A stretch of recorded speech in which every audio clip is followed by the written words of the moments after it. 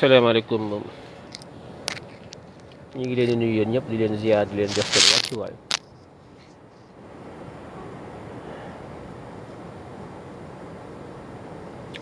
fas yéene dellu siwaat fii am lu ñu waxtaan ak yéen waxtaan lu gaaw rapidement ci xew-xew bi am tey ci réew mi ñun ñëpp ngeen teg ci seen bët te mooy projet de loi bi nga xam ne ñaari projet de loi yi ñu dugal assemblée nationale pour bëgg ko voter en procédure d'urgence taf-taf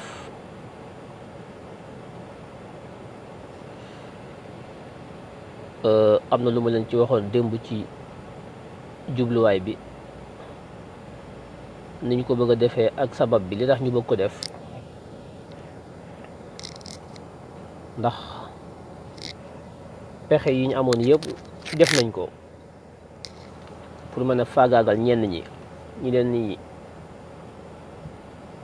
feeñal seeni mbóot seeni tuuxi duuna seeni sàcc seeni fen seeni yu baree bari yu ñuy luubal ci réew mi ñu koy wax di ko feeñal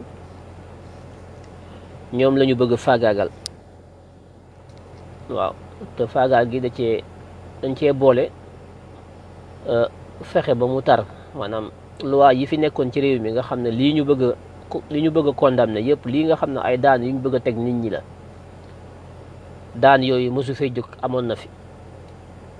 li ñu indi lu bees kay mooy daani bu fekkante ne woon daani ñaari at la dañ koy yokk juróom bu doon daani juróom dañ koy def fukk bu doon daani fukk léegi dañu koy def sa giiru dund loolu lañu indi lu bees ci biir loi bi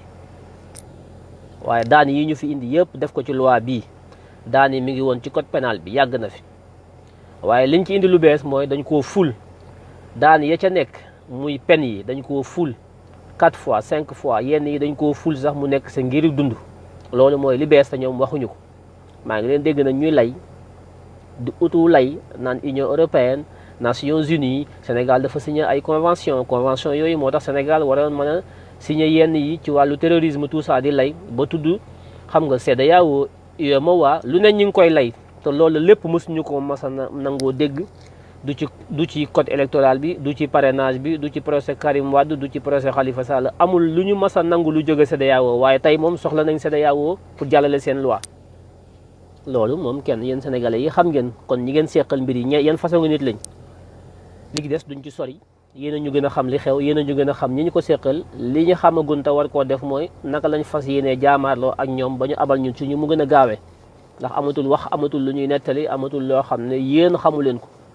luñ leen war a wax lu ngeen xamul amu fi xam ngeen lépp li fi des kay mooy kañ la ñuy jóg kañ la ñuy pare ci moom Macky Sall mu abal ñu nangu suñu réew loolu mooy li nga xam ne moom laa leen di laaj yéen ñi may déglu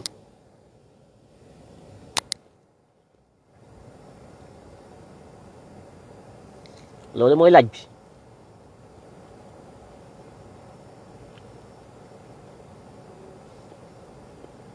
gis ngeen li xew ci assemblée bi Ousmane Sonko ñëw en tant que député Mbéri Sylla député Louga nekkoon Italie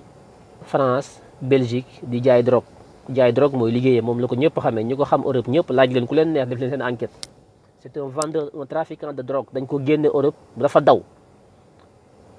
Interpol daf ko topp ba Sénégal nar ko kii député bi mu nekk nii daf ciy teg bakkanam parce que député bi dafa am immunité moo tax muy xeex xalaatul yàlla ci àdduna mu génn ci assemblée bi génn ci pouvoir moo tax mu nar a xeex mais li tax muy xeex xamu leen ko mooy c'est un trafiquant de drogue turam mi ngi Interpol buy génn ñu di ko jàpp ça fait 15 ans mënut a teg tànkam Europe Italie Belgique la dawee dugg Sénégal daw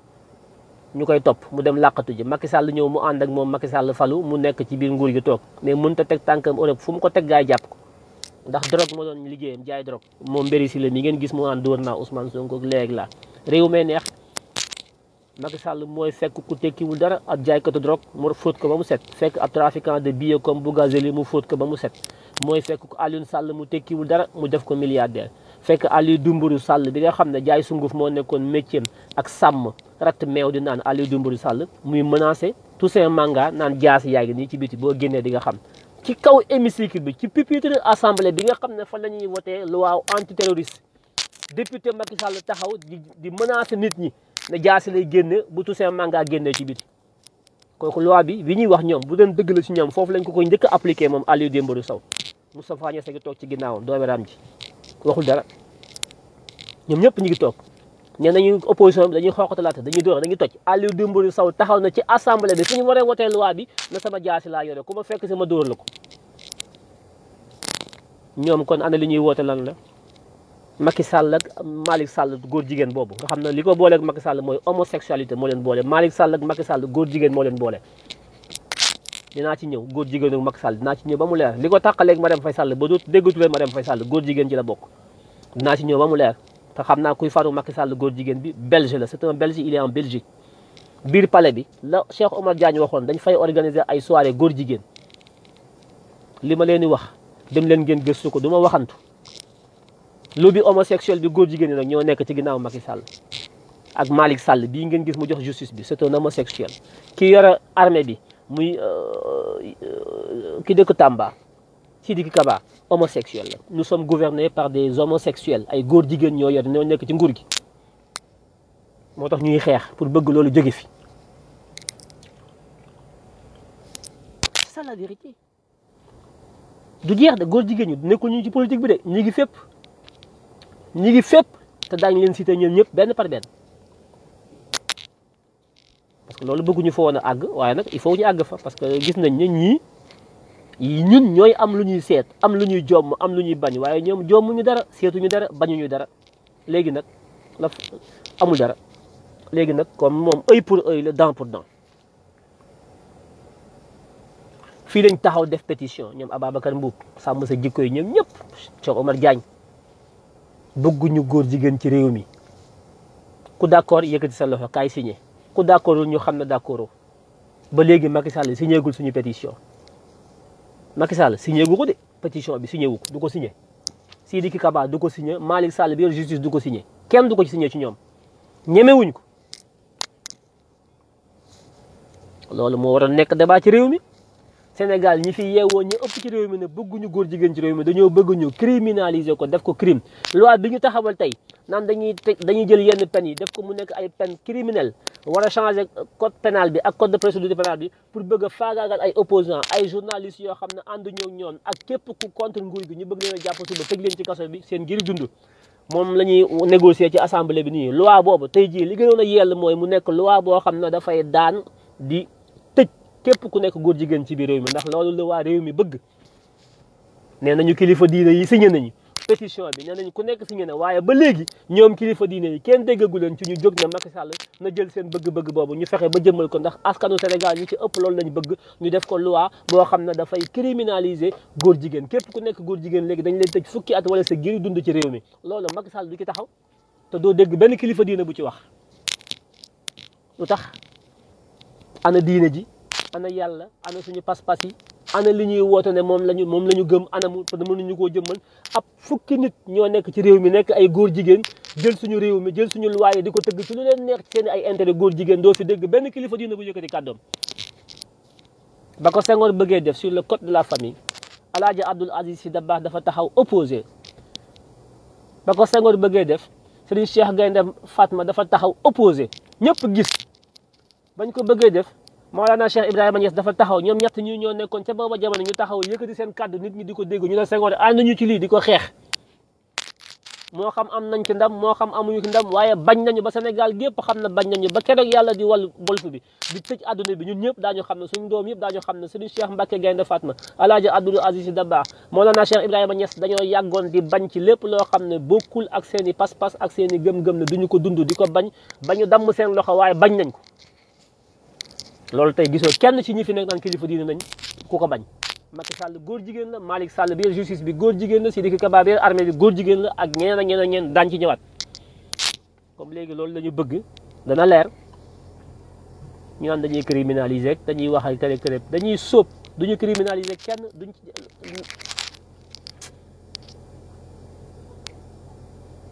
réew mi ñoom dañuy xaru parce que dañuy dem jeexal nañu xam na ko Macky Sall day dem moom jeexal na takk Macky Sall xam na ko li muy liggéey nag mooy lan damay dem waaye am na ñoo xam ne du ma leen fi bàyyi ci loolu lay nekk ngeen xam ko bu baax li muy dox nekkul pour toog fi de moom xam na ne pare na day dem question de jour la moom xam na ko waaye li mu bëgg mooy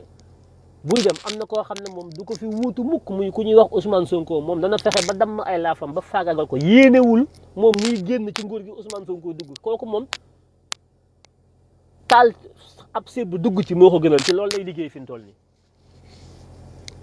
Macky Sall ci loolu la ne waaye nag xamuñu ku koy wuutu de moom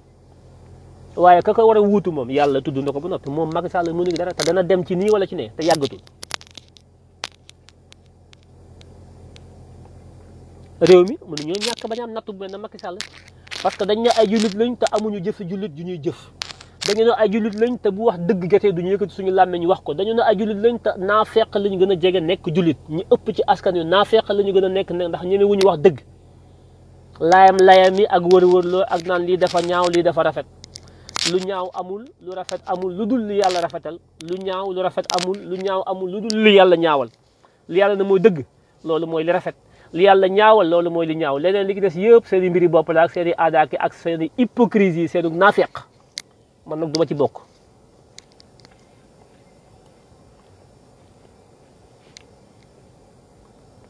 mu des nag on a commencé gu ñu xeex de ñu ngi ci assemblée bi di wax di werante ko xuloo pour voter loi bi dañ ko forcer voter ko parce que ñoo am majorité mécanique mais voter loi taxul loi bi jàll ndax loi da nga koy voter moom la ñu nekk ni di jéem pour voter ko bu ñu ko voter ba noppi il faut que ñu publier ko ci journal officiel mooy ñaareelu étape bi suñ ko publier journal officiel ba noppi ñu promulguer la loi vote bi publication bi ak promulgation bi ñu publier loi bi nag loi bi soog a rentrer en vigueur àggaguñ ci yooyu yëpp voté nañ fi ay loi ba tàyyi te kenn appliqué wuñ ko dañ koy mujj dindi kon xeex bi c'est pas parce que ñoom ña ngay buuxante parce que la leen may ñu mën koo voté mooy majorité lañ am ca assemblée ba te mënuñu leen a teree dugg ca assemblée ba parce que gis nga ni ñu bancarisé Dakar ba kenn mënu faa dugg ñi jotoon dem ñëpp Guy Marius Sagna Thiat bu Y'en a marre Kilifeu ñoom ñëpp Karim Xurum Xaax ñoom ñëpp gisuma ci nag par contre benn leaderu Pastef te loolu lu ma metti la am na ñoo xam ne ci Facebook bi la ñu nekk di kacc leaderu Pastef yi waxuma ñu duggoon kaso nag bu jëgul ñoom Birame Souleye ak ñoom Abbas Fall ñoom duggoon nañu ak ñoom Maymouna Dièye ak Ousmane Sonko ñoom ñam nañu kaso mais am na ñeneen ñoo xam ne ñu ngi ci média yi foo leen fekk ñu ngi kacc yi doo leen gis ci xeex mukk duñ jël benn risque ba noppi nag bëgg ay responsabilité ci parti bi nag bëgg fës di photo woog ak selfie waaye bu ñu jàpp ci terrain bi ak ñiy sacrifié wu le don de soi ñoom bokkuñu ci ñooñu xam nañ seen bopp te buñ ma déglu da daañu xam ne ñoom lay waxal liste bi ñuy publier naan jàpp nañ diw jàpp nañ gisuma ci benn responsable Pastef gisuma ko ci xawma nag loolu lu ko waral ku ñuy jàpp ci réew mi ku bokk ci Pastef yaa ci war a jiitu ndax le don de soi pour la patrie nga wax yow da ngaa joxe sa bopp pour réew mi yow yaa war a njëkk lañu war a njëkk a jàpp gàcce la ñi jàpp ñëpp gisoo ci benn responsable bu fesu Pastef buñ ci jàpp boo xam ne bokkul ak ñoom jàppoon ca yoon wee mu ñoom Birame Souleye ak ñoom Abbas Fall ñooñu moom waxuma leen parce que ñoom wane nañ seen jëmm ba dugg nañ ci kaso bi Ousmane Sonko ñoom Maymouna Dièye ñoom ñëpp dugg nañ ci kaso bi ak jigéen ñi te am na ñoo xam ne ñu ngi biir Pastef am fa ay ndomba tànk yu rëy mësuñoo dugg kaso ndax bu ñuy manifester ña nga ca pegg ba taxaw di yox-yoxi ak bu lacrymogène tàkkee ñu daw waaye nag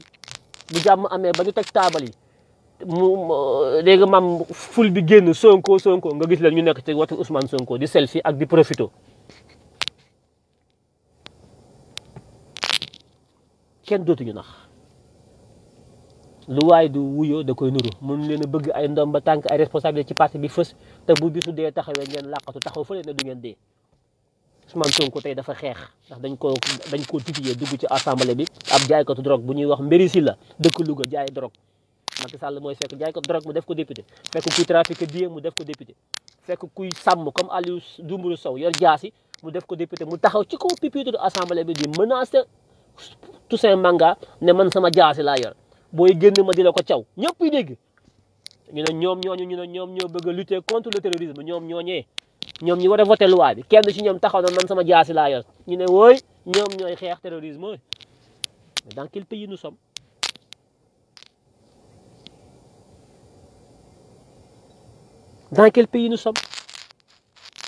dem ci télé yi toog di wax ratatat loolu ku ne mën na ko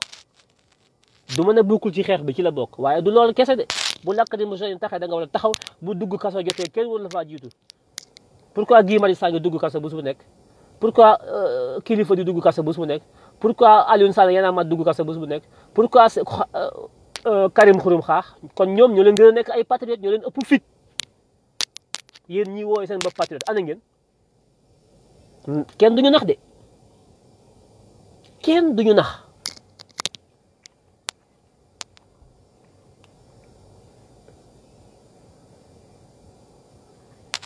non kuy dem di xeex yi demoo ko ñu jàpp la ñun bëgguñu ñu jàpp kenn néew mën a kenn dem ñu jàpp la waxuma loolu de ñi doon dem xeex tey bañ jàpp leen ba ñuy dem ñu jàpp leen taxul ñuy xeex kuy xeex da nga caa bëgg ndam ba jàpp fekk la ci kon ki ñuy jàpp mooy kii xeex waaye kii xeexul kenn du ko jàpp lu tax nag ñoom ñi ñu jàppul xeexuñu dama ne nañu xeexi laa la wax occuper le front ndax bu Ousmane Sonko taxawee ñuy meeting wala ñuy kër da nga leen di gis ñu toog ci taabal toog ci kanam koo ki teg ca ginnaaw day xëccoog yow ne la man kilifa la responsable la ci kanam laay toog quand les tables sont bien faites ci kanam la ngi toog fës di buux sax ñenn ñi duñu bay ñenn ñu taxaw di wane na ñoom ñoo gën a jege Ousmane Sonko waaye bu xeex amee ña nga ca àll ba doo leen gis loolu laa ne du dëgg du yoon Guy Marius Sagna mooy taxaw Karim Xurum Xaax mooy taxaw Clédor Sène mooy taxaw Assane Diouf mooy taxaw dégg nga maam kilifa Y'en a marre mooy taxaw Aliou Sané Y'en a marre ñooy taxaw léegi-léegi voilà Birame Souleye taxaw ak xawma kan ak kan Abbas Fall ak Maïmouna Dièye ñoom taxaw nañu registré ba dugg ci kaso mais am na ñoo xam ne ñoom dañuy taxawee fële ñoom ñemewuñu kaso te kaso bi ak palais bi ay ndey ji seex lañ kaso ak palais ndey ji seex lañu ñaari jumeaux lañu ku ñemewul kaso doo mos palais il faut ngeen ñeme pa kaso bi néew ma nag jóg dem duggi kaso waaye def xeex boo xam ne boo ko duggee kaso tamit du nekk gàcce ci yow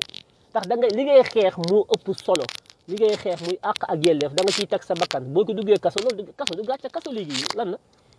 te sax jóg xeex taxul man dugg kaso bi sax amulu ma njariñ mais xeex bi moo ma amal njariñ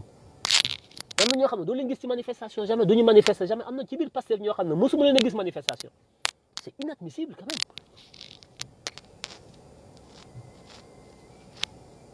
duñu leen may dara bu leen yaakaar dañ leen di berde ak di leen nabbee man du ma nabbee kenn ñi may dalee ci kaw Macky Sall ak Dumburu Sow ak ñooñu noonu laay dalee ci kaw ñi nekk biir Pastef te duñu xeex don de soi la ñuy wax pour la patrie yéen a ko wax yéen a ci war a jiitu le don de soi pour la patrie ki ci am ndomba tànk moom bu dee woon na ante ji balaa benn militant Pastef lambda di dee ñu nekk ci kaw ñoo war a njëkk a dee ñu nekk ci kaw responsabilité ñu tekk ndomba tànk ñoom ñoo war a njëkk a dee balaa benn militant bu simple di dee bu dugg ci kaso di am kazalik waaye bëgg a sacrifier nit ñi nekk ca kaw ndongu toog ci donkaso gi di jaay kilifa ak man dama responsable laa nii laa toll ak nii sama dayoo boo léegi bu Ousmane Sonko nekk ci nguur nga gis la ñu taxaw kenn ku nekk naan man maa nekkoon di jox leen ma li kër waaye bu sacrifice bi ñëwee ñu nekk ci suuf peuple bu ndaw bi ñoom ñooy sacrifié wu il faut que ça cesse ñun li ñuy xeex Sénégal la ñuy xeexal mun leen ñoo tey wax ànd ak nit ngeen bokk li ngeen bëgg du tee ngeen waxante dëgg maa ngi yéen a ànd ñoo bokk li ñu bëgg de mais nag su ma leen waree laal dama leen laal de duñu yërëm kenn ndax yërëmuñu ñun suñu bopp sax yërëmuñu suñu bopp ci li ñuy def dañuy autocritiquer suñu bopp di dal suñu kopp ku yërëmul boppam nag du yërëm kenn ndax li projet bi moo rëy li ñu bëgg moo amul àpp ci dayo li ñu bëgg dafa rëy kooku duñ ci yërëm suñu bopp duñ ci yërëm kenn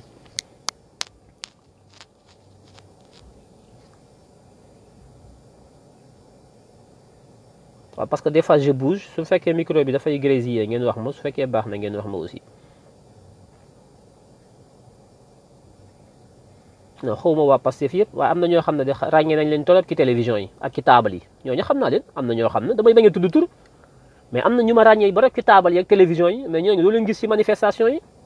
neexuma ñëpp mais ñi gën a fës ci télévision yi ak taabal yi bu Ousmane Sonko di ko ñu toog ñu ci bari doo leen gis ci manifestation yi Abbas Fall moom day manifester yàlla rek tax may wax Birame Souleye day manifester yàlla tax may wax Ousmane Sonko moom waxuma ay waxam Maïmouna Dièye day manifester dugg na fi kaso xanaa doon na mooy Pastef ñooñu képp la ñooñu rek ngeen xam Pastef ana ñeneen ñi nañ bu ñu nax suñu bopp ndax gis nga ñu ngi ci opposition bi di ut pouvoir di naxante nii di layam-layam di nëbbal ku nekk kenn du wax sa morom dëgg bis bu ñu jëlee nguur gi ci nii lañ ko nar a yore ki naa fekk duñu waxante dëgg bu ñu mënta waxante dëgg léegi ci opposition bi nga xam ne yoreguñ dara bu ñu demee ba yor nguur gi bëgg koo yor ci naa fekk ak raayante mbaggat kenn du wax sama doom dëgg su boobaa sénégalais yi daan ñu jëpp génn ci ñëpp.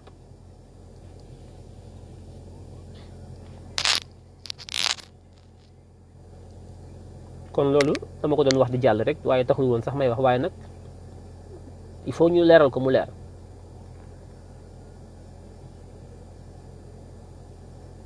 di wax nag ne organisation yi ñi ngi koy commencé gaa yaa ngi waxtaan ñi war a jóg xeex deuxième vague bi ñi ngi waxtaan ñi ngi organisé wu parce que xeex bi il faut que ñu organisé ko yëf yi daf ñoo bett démb lañ ko yëg démb kay pour nga taxaw dafay jafe def nañ lu ne pour nit ñi génn taxaw mais dafa jàmp tey bisu àjjuma la woon te ñoom dañ ko natt seen lépp dañ ko natt xam nañ bu baax li ñuy def dañoo préparé seen coup bis bi ñu ko war a def julli àjjuma gi ci war a am ñu commencé 10 heures yëpp dañ ko natt ñoom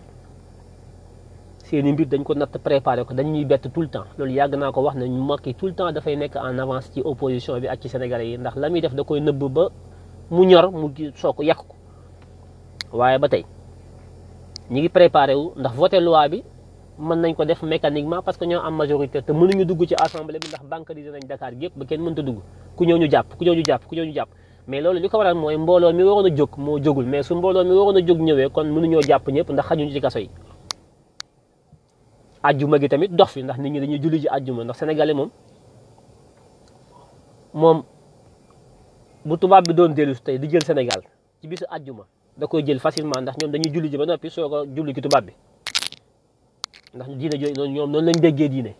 waaw Sénégal moom boo koy attaqué tey jii boo ko bëggoon a nangu Sénégal bàyyi ba jour vendredi jour bi ñu julli ajjuma nga dugg Sénégal attaqué ko doo gis kenn ñëpp nga ci jàkka ya ndax ñoom noonu lañ déggee diine jàpp nañ ne julli ajjuma moo gën a nekk farata taxaw xeex pour sa réew taxaw ñoom noonu lañ déggee diine seen dégg diine foofu la toll loo ci man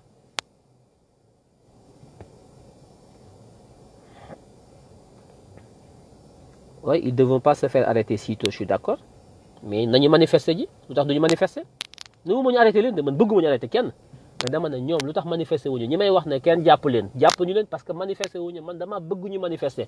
di mëkk ci lacrymogène bi taxaw ci kanam nit ñi gis leen ñu xam ne ñii projet bi ñu woo nit ñi ñoom gëm nañ ko ñoo ko gën a gëm nit ñi wallaahi waxuma ñu jàpp leen de jàpp gi man gënaluma bëgguma ñu jàpp kenn bu leen yaakaar ne dama ne nañu dem ñu jàpp leen pourquoi ñu leen di jàpp mais duñu leen jàpp ñoom jàpp ñu leen parce que manifester wuñu gisuñu leen parce que li nit ñi xeex ñoom jaralu leen ko xëy na mën nañoo nekk patriote ci kaw table yi ci discours yi ci micro yi ci télévision yi mën nañoo nekk patriote comme ça mais nekkuñu patriote ci lacrymogène yi ak ci mbedd mi loolu laay kaas man xaw ma ndax dégg ngeen ma ou pas honnêtement ma dindi suma il faut maintenir la cadence il faut donc rappeler les troupes il faut concentrer les troupes il faut organiser les troupes il faut être prêt au combat et à donner l'assaut final.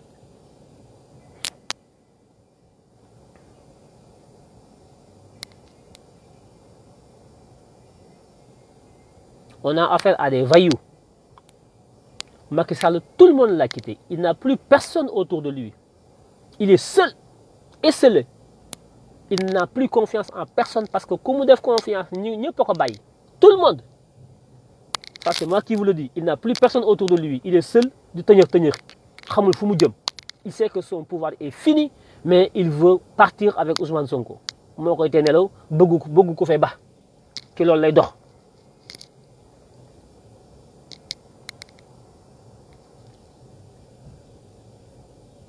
Loolu nag su ko neexee am na sañ-sañ bi waaye ndax xam dina sotti ou pas loolu la ñuy seet ba xam dina sotti ou pas.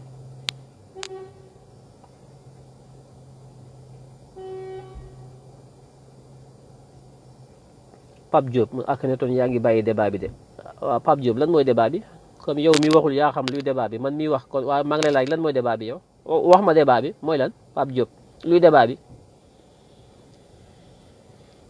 ah Pape Diop man mi taal di wax yow mi may déglu nga ne yow yaa ma gën a xam débat bi ah Pape Diop luy débat bi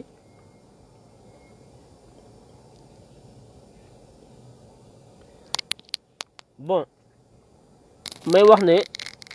c'est pas parce que la loi sera votée aujourd'hui demain ou je ne sais pas quand que ngeen taxaw ne c'est fini, ils ont voté la loi jaratul xeex. Il faut ngeen xam li ñuy xeex lan la.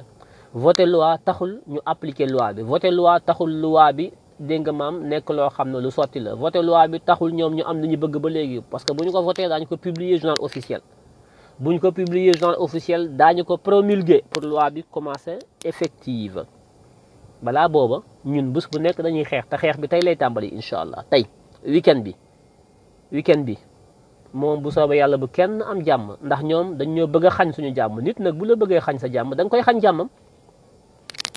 xeexuñu xuloowuñu bëgguñu ay bëgguñu dégg nga maam réew mi am benn jafe-jafe ci wàllu ay bëgguñu ko. waaye nag loolu ay nit ñoo koy bokk sàmm, boo ko bañee sa morom da koo war a bañ. waaye yow ngay ut jàmm am kuy utu ay nga bëgg lépp ne tekk am ku yor jaaseem ne moom day yor jaasi. nga ne woon nañu bàyyi ñëpp ne nekk nga xëyati di ut ay loi yoo xam ne ay loi yu liberticide ngay teg ndigg sërëx léegi. ndax Macky Sall buy dóoranteeg yow du dóoranteeg yow physiquement, ci justice la ko jàllale. muy Malick Sall góor jigéenam boobu mu jël jox ko ministère de la justice, moom lay jël jox ko mu ut ay pexe ci yoon. boo liggéey bu la faagaagalee buñ ko waxee mun a yoon moo ko kilifa yi ku ko wax mun a la dossier bi dafa nekk ci loxo yoon. lépp lu muy def ci yoon la koy jaarale lay ba bu ëllëgee ku ko ne tegg sa tànk mu ne mënu mag dara du man yoon la. loolu mooy naafequk Macky Sall.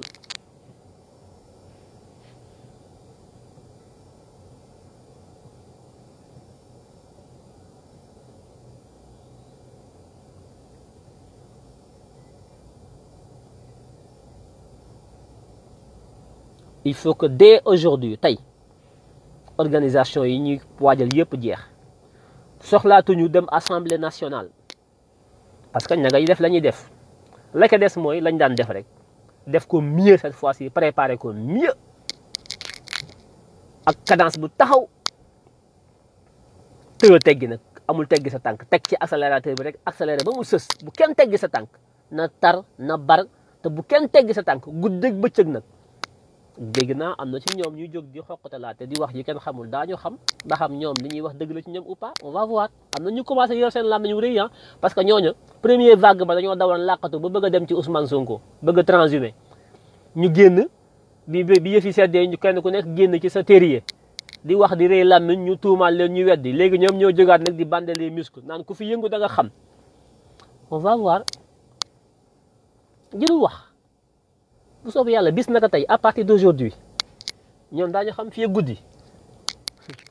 le compte à rebours va sonner. le compte à rebours tac tac tac tac chrono. dana raw Jacques Bauer comme ndax xam nañu film Jacques Bauer 24 heures chrono. waaye billahi daañu xam ne lépp dëgg la. nañ leen dem rek duñu nekk nag di dévoiler li ñu war a def ak fu ñu jëm duñ ko wax. moom day nekk lu spontané loo xam ne moom kenn ku nekk da nga koy vivre en direct.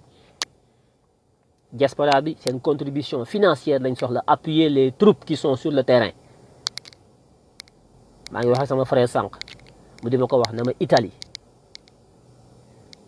ba ñuy xeex ak Éthiopie nga xam ne patriotisme du caaxaan de bëgg ko coloniser képp de dem ba am ay jafe-jafe ci troupe bi ci nga xam ne patriote du caaxaan. ñun Sénégal dañuy wax rek waaye xamuñ sax luy patriote. italien patriote bi bu demee ba troupe bi équipe italienne yi maanaam ñiy xeex ci front bi dem ba manqué ay xaalis manqué dara da ngay gis benn italien boo xam ne dans or ba ñu or bi mu def ci gémmiñ gi lay daj gi dindi ko dem jaay or bi joxe xaalis. poosé or amoo sa bëñ dajjee ko nga dem poosé ko mu nekk en or sam réew di xeex ci xeex boo xam ne sax du xeexu dëgg de xeexu tooñ la ak xeexu noot éthiopien yi. ñu dem ba ñoom italiens yi néew ci doole patriote italiens yi ñu leen di engagé ay troupes ñu dem di xeex pour nooti am réew. ñu dem ba manqué xaalis am ñoo xam ne seen takkaay lañ jël jaay ñi jaay seen i kër ñiy génn seen bëñu or yu ñu poosé woon di daj ji bëñ bi dem jaay ko def ko ci xeex bi. ñooñu gën a nekk ay patriote. ñun ñuy layam ak yàq yi ñun suñu patriotisme yëpp ci Facebook bi la yem. koo ki ne joxel 20 euros 30 euros mu génn live bi dem bala fi.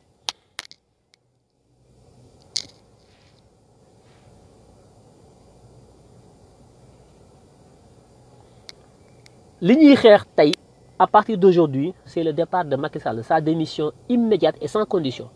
xeexatuñu leneen de Macky nañu abal loolu na leer ci bopp ñëpp qu'il dégage. c'est ça le combat, c'est le mot d'ordre que Macky Sall abal ñu ci nii wala ci ne la na ko Sénégal gépp jóg xeex loolu kenn ku nekk yaa xam ni nga koy xeexee.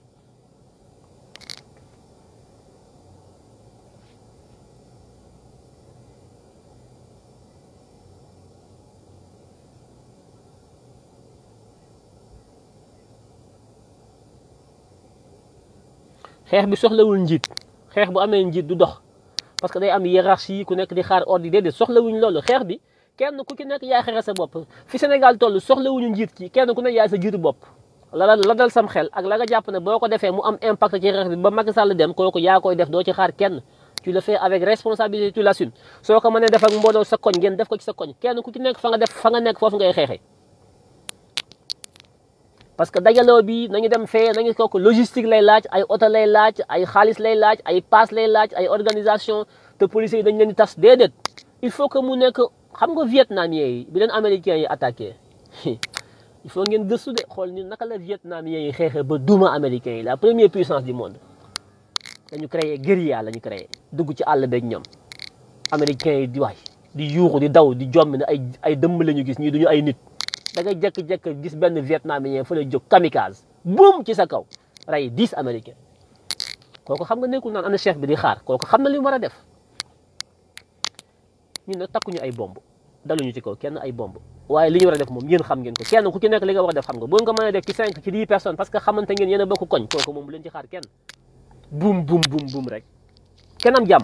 tant que amuñu jàmm askan wi amuñu jàmm ñoom Macky Sall bu ñu am jàmm député yi nag ku ci xam kër député na nga ko signalé ci page les activistes bi na nga ñu ko wax ñu adresse am wax ñu fi mu dëkk député yi nekk ci biir assemblée bi mbiri si la moom Louga la dëkk ñi ngi wax waa Louga nañ ñu wax fi mu dëkk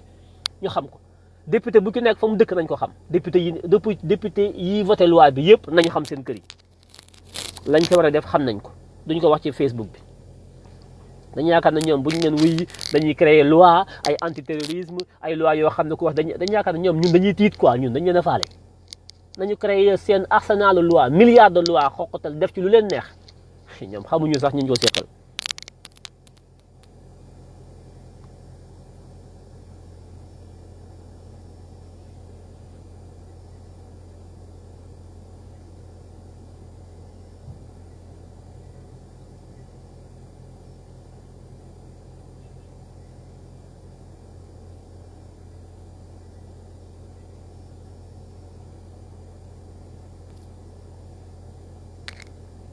kon loolu mooy waxtaan bu gàtt bu ma bëggoon a waxtaan ak yéen di leen wax ne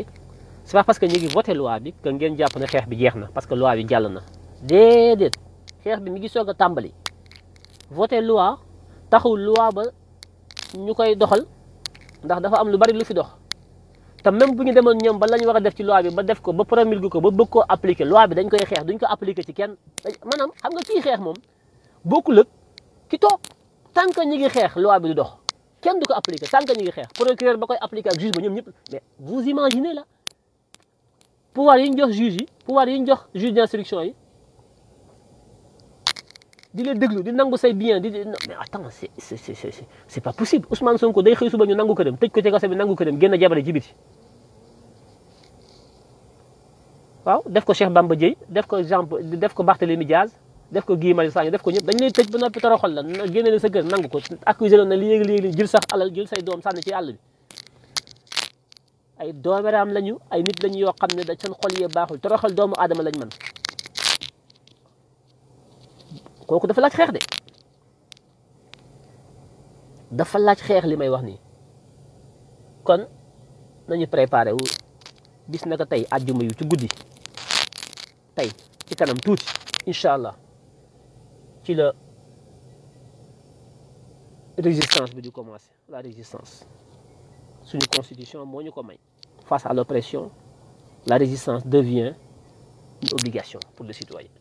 donc c'est au nom de la constitution qui nous donne le droit de résister face à l'oppression de Macky Sall que nous allons résister par tous les moyens nag tous les moyens yoo xam ne c'est à notre possession parce que aucune dictature aucune dictature ne peut expliquer la privation des libertés fondamentales boo xam ne suñu constitution moo ñu ko garantir en tant que citoyens nous sommes des citoyens nous vivons dans une république les rapports que nous avons avec la république ce sont des rapports de confiance des rapports de contrat social de Jean-Jacques Rousseau le contrat social c'est ce qui lie les citoyens à la république. S'il n'y a pas de contrat, il n'y a pas de citoyen, il n'y a pas de république. Donc la république est liée aux citoyens par un contrat qu'on appelle le contrat social. tu me dois ça, tu me dois ça, tu me dois ça. En tant qu'État république, d'accord, mais moi, en tant que citoyen, je te dois ça, je te dois ça, je te dois ça. C'est ça le contrat. Quand un homme veut maintenant rompre le contrat de par sa propre volonté, l'État, c'est lui, la population, c'est lui. La volonté populaire ne peut pas être la volonté d'un individu. C'est de la tyrannie. S'il le faut. On ne peut pas lem loxo askan. Askan, c'est sacré.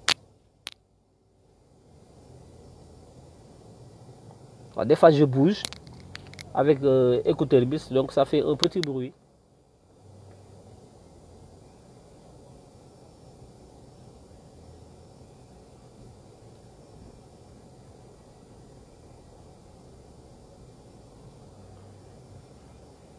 Donc, lola amon dal lu may wax ci gatt bëgguma mu gudd di wax ne préparez-vous, on va continuer le combat. Commencé guñu xeex bi sax tay lañu commencé rapidement gis ngeen parce que voilà ñom ñi ngi seen arsenal ñi ngi ay policiers ñi ngi yépp te bon dafa jafé gars yi génn nañ démb xama barki démb le 23 juin massivement nga bëgg leen mobiliser waat encore tay vendredi bi dafa jamp te ñoom ñoo ko tey boo gisee 23 juin bi interdire wuñ ko xamoon nañ seen calendrier am seen agenda ñu ne nañ leen bàyyi 23 juin ñu def li ñuy def comme ça le lendemain wala le surlendemain ñu jàllale suñu loi duñu mën a dajaloo waat ndax dañuy sonn dañuy kër lépp ñoom dañ ko natt xam nañ bu baax li ñuy def mais qu'à cela ne tienne, le combat vient de commencer. Armez-vous de patience, armez-vous de courage, armez-vous de tout moyen légal pour me permettre de combattre l'ennemi au nom de la résistance consacrée par la Constitution.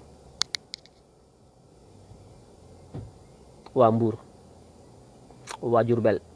wa Louga, wa Thiès, Ziguinchor, Kolda, Fongolémi, Salémata, Saint-Louis, Fouta Tampi, FEP, résister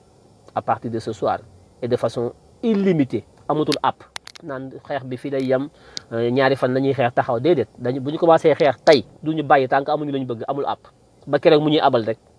te xeexuñu leneen de bee dañ doon xeex naan dañoo xiif di xeex naan Sonko libéré Sonko tout ça bi yoon li ñuy xeex mooy na fi Macky Sall jógee mu leer ci bopp nit ñëpp na wàcc abal ñu suñum réew loolu mooy mot d'ordre bi nañu may ñi ngi leen di nuyu di leen ziar di leen wax kon na ñëpp préparé wu amatul nelaw amatul lekk ba yandoor dañuy mos tuuti nelaw tuuti te fas yéene nekk ci front bi ñi ngi leen ciy xaar yéen ñëpp diaspora bi yéen a war a mobiliser les ressources financières l'effort de guerre parce que ki nekk ci xeex ki nekk ci terrain bi di xeex kooku mënut a joxe xaalisam ki nekk terrain bi di xeex mënut a togg ki nekk ci terrain bi di xeex mënut a dem jëndi ndox ki nekk ci terrain bi di xeex mënut a naan ana masque yi ana moyens yi ana lance-pierre yi ana outils yi muy xeexee moom dañ ko war a utal saa yu tourné rek fekk ci tànkam mu disponible kooku dafa am ñeneen ñoo xam ne ñoom du ñu nekk ci front bi di xeex waaye ñoom ñooy dem nduggi ca marché ba ñooy togg añ yi ñooy indi ndox yi matériel bi ñuy xeexee ñoom ñoo koy jëndi ñoo koy ravitaillement bi am ñoo xam ne ñoom du ñoom ñooy dem ca marché ba mënuñoo dem marché mënuñoo joxe mënuñoo xeex ndax ñoom ñu ngi ci diaspora bi ñoom nag ñoo war a dugal seen loxo ci seen poche ñoom financé xeex bi ku nekk rek fii dafa am noo war a taxawee ci xeex bi bu kenn xeeb sa bopp ci leen noonu la ñuy xeex est-ce que leer na ci seen bopp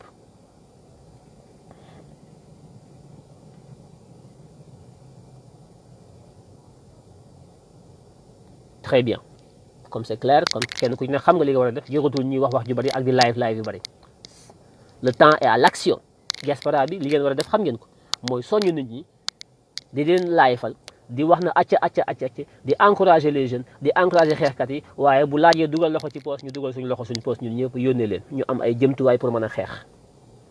lii képp la amul leneen ba keroog Macky duñu abal duñu tegg suñu tànk duñu déglu kenn nag xeex bi ñuy xeex nii bu ñu ci kenn woo naan teg leen seen tànk kaa leen ñuy waxtaanuñu dégluwuñu kenn benn condition la ñu am pour mu arrêté mooy Macky Sall abal ñu démissionné déclaré officiellement ne nekkatul président de la République bu ko deful dañ koy fekk ci palais bi génne ko délogé ko dégluwuñ ci kenn na leer waaw am na ñu mën a ñaan ñi mën a ñaan nañu ñaan mais ñëpp mënuñoo ñaan mënuñu attention bu ñëpp toog naan damañ ku ñu wax nga man maa ngi doon xeex nooy xeexal mu dama ñaan déedéet soxla wuñ loolu de benn nit doog lañ soxla bu ñaan wala ñaar ñi ci des ñëpp ci front bi dafa yomb toog di ñaan sax wóorut ndax ñaan moom da ngay ñaan donc xam nga li ngay ñaan wóorut li ngay ñaan wóorut da ngay ñaan kii nangu mën naa nangu mën naa bëgg a nangu loolu moom c'est hypothétique donte jullit day ñaan waaye ñaan moom mooy ñaan rek man boo ma ñaanee mën naa laa may mën naa laa bañ a may loolu moom xam nga moom loolu moom ajuwul ci ñun waaye li aju ci ñun mooy xeex moom kooku moom ajuwul ci kenn xeex moom dóorante kooku moom ci sa doole la aju sa doole ñaan nag moom leneen la ku ko mën a def it baax na waaye buñ ci compter trop di ñaan de trop yaakaar na yëf yi ñaan a koy faj déedéet ndax bala ngay ñaan da nga cay ne ba noppi da nga cay ne ba tëlee soog a ñaan waaye nekk ci sa suufu mbàjj reer ba suuf di ñaan loolu dafa yomb